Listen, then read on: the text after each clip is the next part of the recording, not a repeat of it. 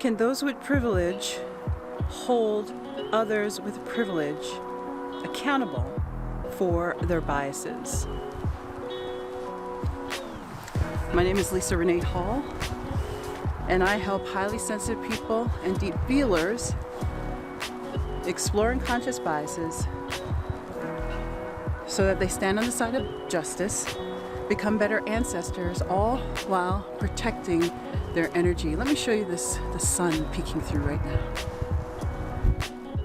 Stunning.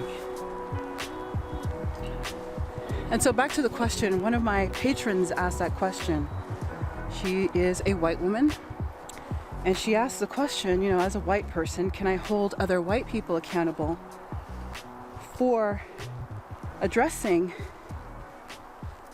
racism and skin color privilege? And to be honest, I used to bristle at the fact that anyone with privilege would think they could even possibly hold others with privilege accountable for their biases. But there are certain things that those with privilege can do to hold people that look like them accountable to becoming less racist, less sexist, less homophobic, less ableist, less classist, bleh, say that 10 times, and so on. That the things that those with privilege can hold people privilege with other privileges for is, hang on, I'm trying to navigate this very slushy river creek. Woo. But yeah, so let me give you some examples. I gave you the example around skin color privilege, but it's also similar to men holding other men accountable for sexism and for lessening incidences of sexism, or a straight person holding another straight person accountable to addressing homophobia or transphobia, among other forms of oppression. And as I said before, I used to bristle at that, but not so much anymore. And the reason being is because people with privilege sometimes can only hear the issue of biases from those who look like them, who sound like them, who were raised the same way that they were. It's just like in any families. Think about it. You gather with your family members, and certain family members can only hear the instructions or the voice from other family members. Like, for example, everyone could be saying to grandpa, you know, stop smoking. But then there's one granddaughter that when she says it, he listens.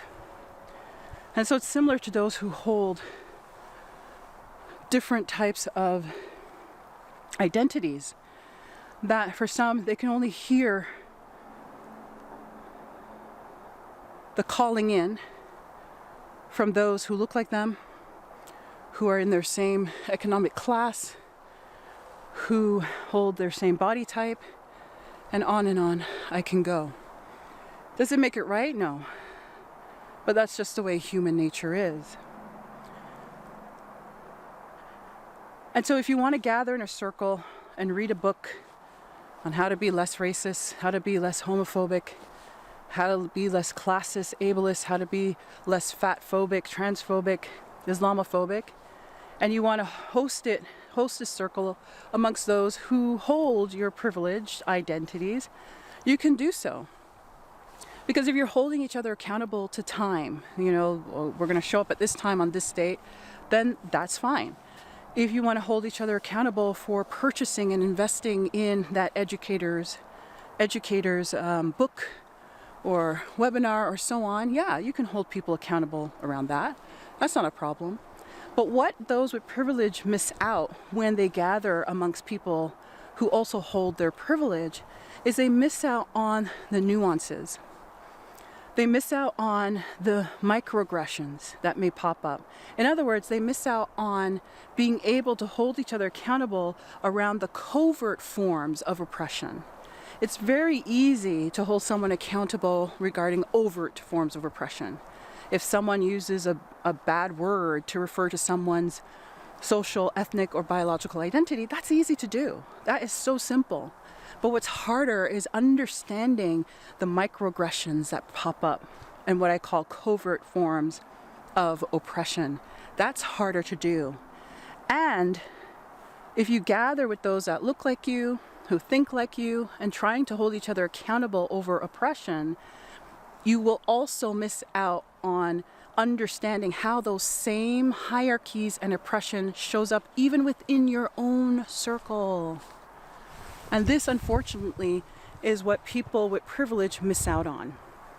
It's hard to hold each other accountable regarding how oppression continues to even show up as you gather. For example, if you gather within a mixed gender setting, there are studies that show that women will speak less if they're gathered in a room with men. There's also studies that show that women will be called upon last and will not have the confidence to raise their hand to be called upon when they're in a mixed gendered setting. And so if you're not skilled at spotting that or even knowing that, then you could replicate that same hierarchy in a room where you're trying to be anti-oppressive.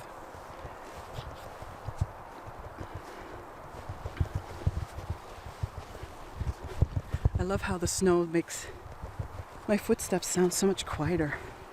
It's a nice powdery snow that fell yesterday, and it's even though there's ice underneath, you can't hear it because the snow is just so, it's like a carpet. So with that said, one of the ways in which you can avoid replicating hierarchies in the room that you're in is to hire a skilled facilitator. Sometimes that helps. Someone who is aware of how hierarchy may show up. Thank you. Hi.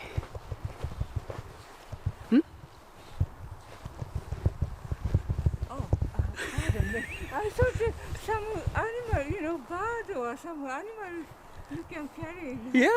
Yeah. It was practice though. Lots of practice. Take care. Have fun.